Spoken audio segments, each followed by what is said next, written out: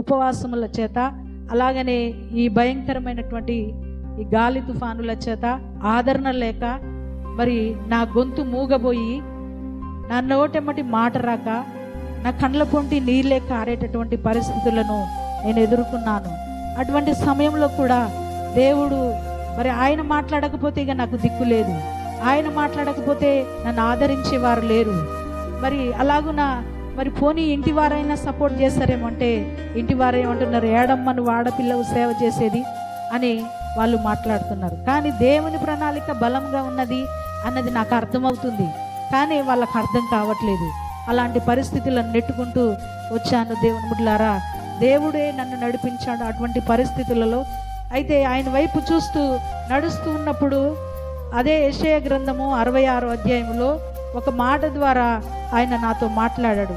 అయితే నేను అంటున్నాను, ఇంకెంతయ్యా, ఎంతకాలం అయ్యా ఈ బాధ, ఎంతకాలం అయ్యా ఈ శ్రమ, నా నోట మాట రావట్లేదు, నా కండ్ల పొంటి కన్నీరు తప్ప అని చెప్పి నేను బాధపడుతున్నప్పుడు యెషయా గ్రంథము 66వ అధ్యాయం 7వ వచనం నుంచి మాట్లాడాడు. ప్రసవేదన పడక మునుపు ఆమె పిల్లను కన్నది, నొప్పులు తగలక మునుపు మగపిల్లను కన్నది. అట్టి వార్త ఎవరు విని ఉండిరి, అట్టి సంగతులు ఎవరు చూచిరి? ఒక జనమును కనుటకు ఒకనాటి ప్రసవేదన చాలున, ఒక్క నిమిషంలో ఒక జనము జన్మించిన. సియోనుకు ప్రసవేదన కలుగుగా ఆమె బిడ్డను కనెనా? నేను ప్రసవేదన కలిగి చేసి కనిపించక మానదనా అని యెహోవా అడుగుచున్నాడు.